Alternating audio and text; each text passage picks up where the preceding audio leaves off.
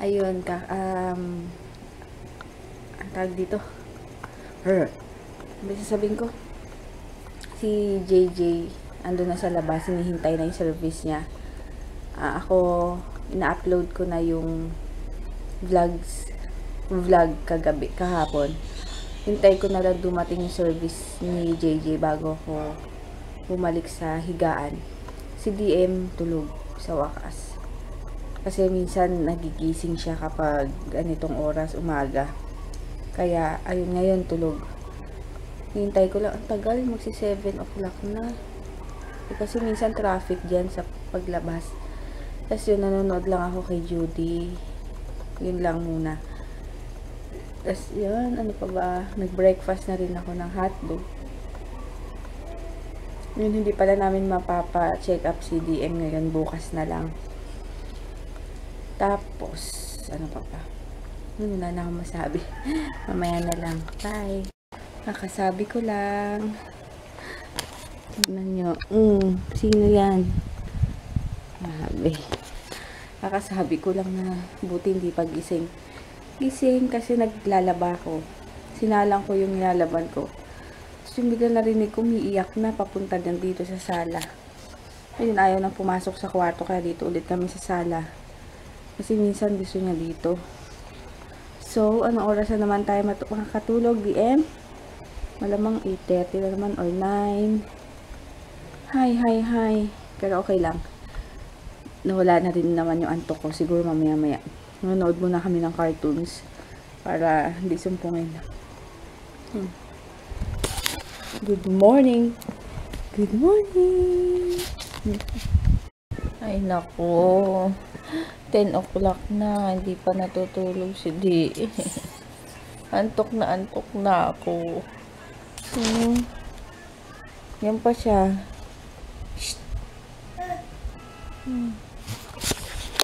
Inaantok na ako. Super. Pipikit na lang yung mata ko. Mahapdi na. Ayaw pa niyang matulog.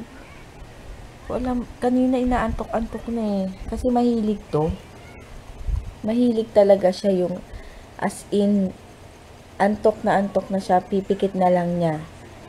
Pinipigilan pa niya. Mahilig magpigil. Minsan nga, ang tawag dito, minsan talagang nakapikit na siya. As in, ang tagal na ilang segundo siguro pala. 5 seconds. Biglang, siguro maalala niya na hindi siya matutulog. Biglang didilat. Yun na, dire-diretso. Dilat lang hanggang sa, yung tagal bago makatulog ulit. Ako ba to? Manang-mana sa ama. Antok na, hindi pa itulog. Ay nako. Kung ano to, masarap kung pwede lang matulog kaagad. Yung mga bata talaga ayaw matulog. Tapos yung matanda, kahit gustong matulog, hindi pwedeng matulog. Dahil nga ewan ko ba? Grabe, tingnan nyo. Sana mo malupo. Oy. PM, sleep na tayo.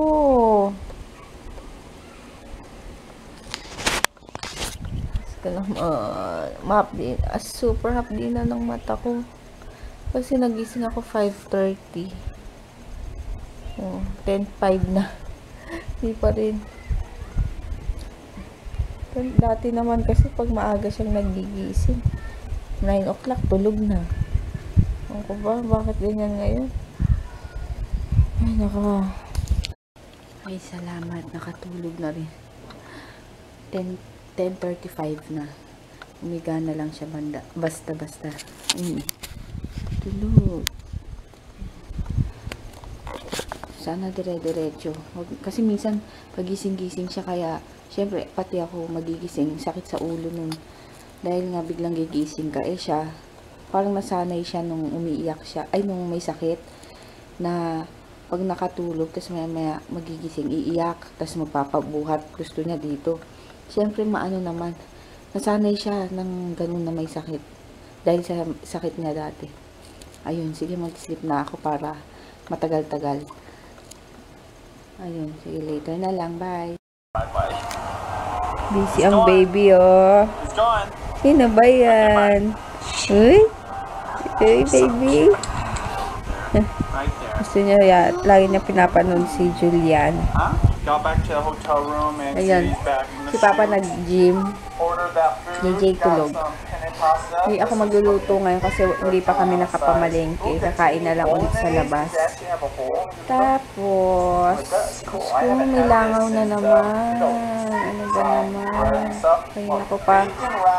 Kanina ko pa inaano yan eh. Hinuhuli. Ayun. Wala lang. Wala magawa. Mamaya, maliligo na ako. Ano na naman yung hawak mo? Ayun, naalis kami ngayon. Kain lang kami sa labas dahil wala nga akong pinamalengke. Ay, suot ko na yung ano to, yung NYX Soft Matte Lip Cream in Prague. Hindi Frog. Ay! Ang ganda nga ng kulay. Parang dark shop na pink. Alam. Tapos yun. Ginawa ko, nagsampay na rin ako. Ayusan ng assignment ni JJ para pagbalik namin. Wala na siyang gagawin. Kasi mamaya gabihin. Matutulog na para pagdating. Yun, tulog agad. Tingnan niyo yung isa.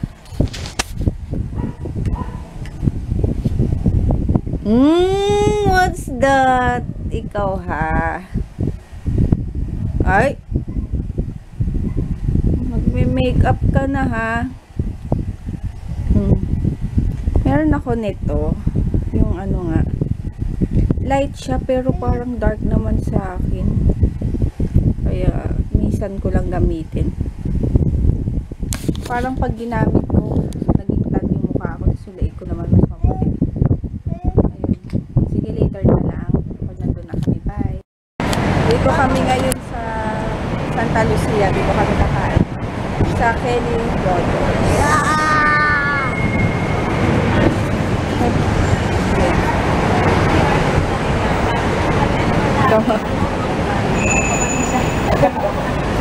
Sana konti tao para saka si DM sana hindi maglaki. Ha?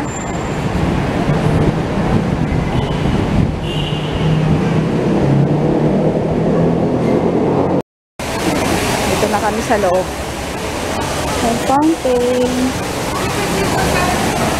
Dito na sila Papa. Una na. Dito na kami. Si Papa umu-order na doon.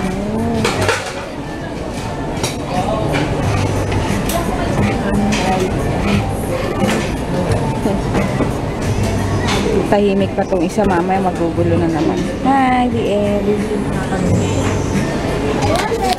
Sakit na ng tiyan ko. Gutom ka na, Jay? Ganda ng pilik mata niya na. Mahaba. Hi! Oh. Tahimik pa, oh. DM.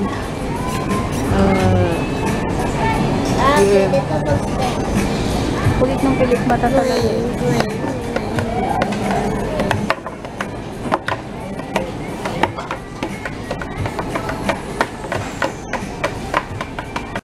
DM. Bakit ka nandyan? Manood siya. DM. DM. Hala. Nagugutom na ako. Kapal ng buhok mo.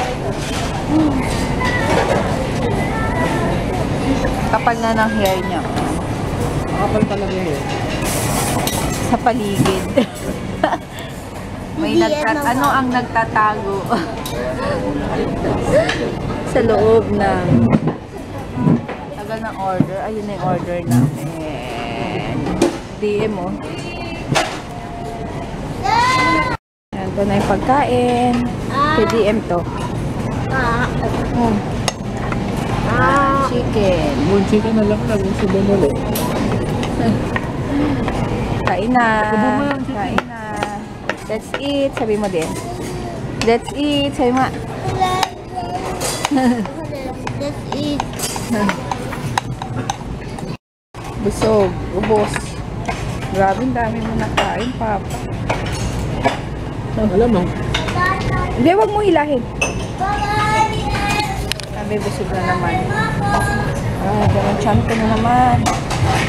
At, ano to? Sarap matulog.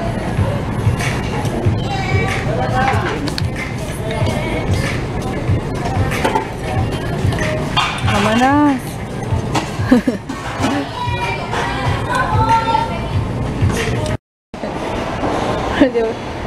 Si DM, ang payat ni DM.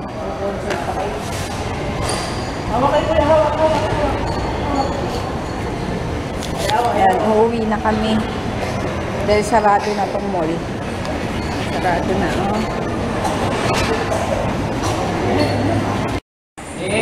Dance! Magdadance! Yan mo. Dance!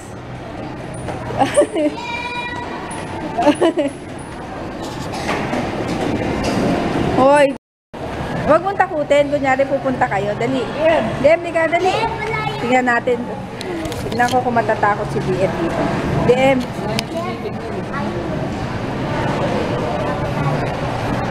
ayaw niya, wag ito. Dim! DM. Uy! Ayan, natakot. Bigyan tumakbo. Natakot. Buhatin mo muna, buhatin mo.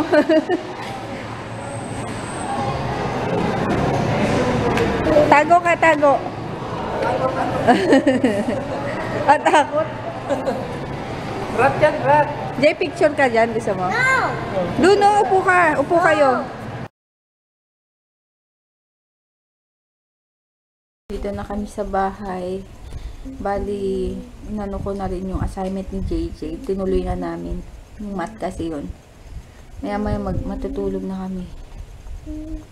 Pag Ay, kakantok. 10:30 na, sabay na kayo sa akin. Hindi pa ito. Guguluhin ka lang dun. Antok na ako. Mag-good night na kami. Para ma-edit ko na to. Kagad. Mag-good night na. Good night. DM, good night. Busy eh, oh. Anong ginagawa mo? Good night, DM. DM. Lumilipad. Good night na, bukas na lang. At tatry na pala namin mamaya gawin yung film na, ano to?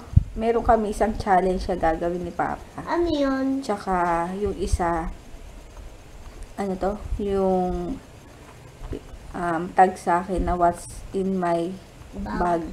Oo, yun. Tatry kong gawin mamaya pagtulog na tong si DM para walang malikot. Ayan, sige. Good night.